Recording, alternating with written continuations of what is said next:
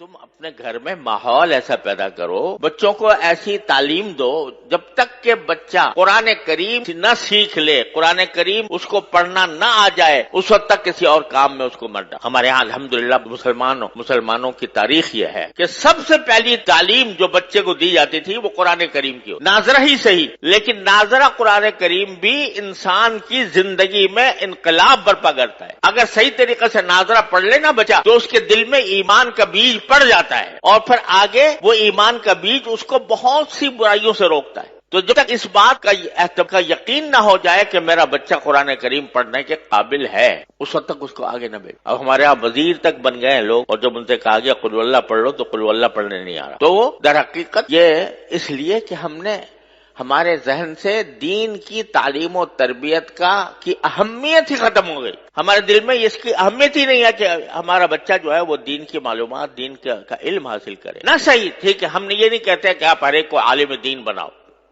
ہر ایک کا عالم دین بننا بھی فرض نہیں کہ آپ پورا درس نظامی پڑھاؤ 8 سال، لیکن اگر کم از کم جو انسان کے ذمہ فرض عین ہے اس کا علم تو بچے کو ہر حال میں ہونا چاہیے، اور اس کے لیے کسی ایسی درسگاہ، الحمدللہ اب ایسی درسگاہیں موجود ہیں جس میں جو دنیاوی تعلیم کہلاتی ہے وہ بھی الحمدللہ اس میں پڑھائی جاتی ہے، اور اس کے ساتھ ساتھ اس کو مسلمان بنانے کی بھی فکر ہوتی ہے، اس کو دینی معلومات بھی فراہم کی جاتی ہے۔ ایسی درسگاہوں کے اندر اس کو بھیجو۔ جب تم خود ایسی درسگاہوں میں بھیج دو گے جہاں پر الحاد اور بے دینی کا چرچا ہے تو پھر وہ اس کی ذمہ داری تمہارے اوپر عائد ہوتی ہے کہ تم نے ایسی جگہ بھیجا کیوں۔ اور دوسری بات یہ کہ اگر فرض کرو کہ کوئی بچہ آپ نے کسی درسگاہ میں بھیجا، کسی اسکول میں بھیجا، وہاں پر دین کی معلومات اس کو حاصل نہیں ہو رہی، دین کا علم اس کو حاصل نہیں ہو رہا، تو کم از کم اتنا تو کر لو کہ اپنے گھروں کے اندر تھوڑا سا وقت اپنے بچوں کے ساتھ ایسا نکالو جس میں کچھ دین کی معلومات بچوں کو فراہم کی جائیں۔ کم از کم سیرت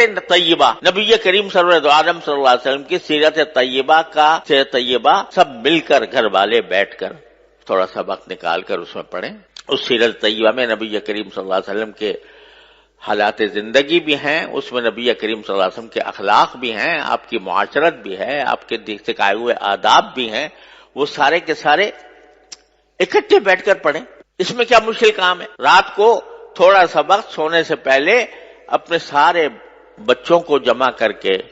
اور اس میں خود نبی کریم صلی اللہ علیہ وسلم کی سیرت طیبہ کی کوئی کتاب پڑھ لو سب بیٹھ کے، تو کم از کم گھر کے ماحول کے اندر ایک ایسا مدرسہ قائم ہو جائے گا، اور یہ اصل مدرسہ ہے۔ نبی کریم صلی اللہ علیہ وسلم کے عہد مبارک کوئی باقاعدہ مدرسہ نہیں ہوتا تھا، صفہ تھا جس میں صحابہ کرام مختلف علاقوں سے آ کے تھوڑے سے پڑھ گئے تھے، وہ انہوں نے تو اپنے آپ کو خاص کر لیا تھا اس کے لیے، لیکن ہر صحابی کا اپنا گھر خود مدرسہ تھا دین کا۔ ہر صحابی کے گھر میں تذکرے نبی کریم صلی اللہ علیہ وسلم کی سنت کے ہوتے تھے، آپ کی سیرت کے ہوتے تھے، اس کے نتیجے میں جو اولاد پیدا ہو رہی تھی وہ اولاد بھی سیرت اور سنت کے سانچے میں ڈلی ہوئی تھی۔ اس میں کیا مشکل کام ہے؟ میں کہتا ہوں 15 منٹ نکال لو، صرف 15 منٹ روزانہ، اور اس میں نبی کریم سرور دو عالم صلی اللہ علیہ وسلم کی سیرت طیبہ پر مشتمل کوئی کتاب پڑھی جائے، اور پڑھ کر بچوں کو اس کا علم دیا جائے سیرت طیبہ کا، اور پھر سیرت طیبہ کے ساتھ جو بنیادی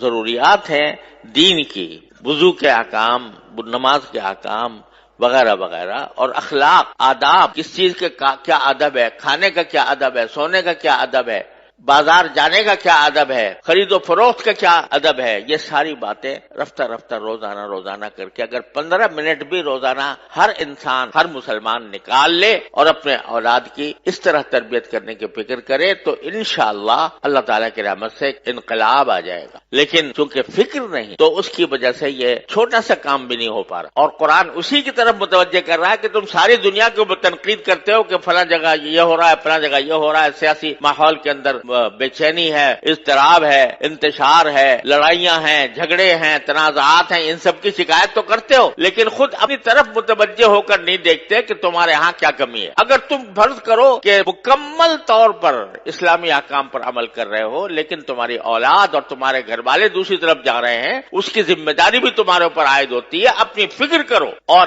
اس کا ایک آسان راستہ میں آپ حضرات کی خدمت میں عرض کر رہا ہوں کہ 15 منٹ نکال لو روزانہ رات کو، اور اپنے گھر والوں کو جمع کر کے اس میں سیرت طیبہ اور احکام شریعت کی کتاب حضور حضرت حکیم الامت مولانا تھانوی رحمۃ اللہ علیہ کی حیات المسلمین ہے مثلا، وہ پڑھ کے، بہت آسان کتاب ہے، آسانی کے ساتھ پڑھی جا سکتی ہے، وہ پڑھ کے سب کے سامنے پڑھی جائے تو انشاءاللہ اس سے ایک ماحول پیدا ہوگا اور اصلاح کی طرف ایک پیش قدمی ہوگی۔ اللہ تبارک و تعالیٰ اپنے فضل و کرم سے ہم سب کو اس کی توفیق عطا فرمائے۔ وآخر دعوانا الحمدللہ رب العالمین۔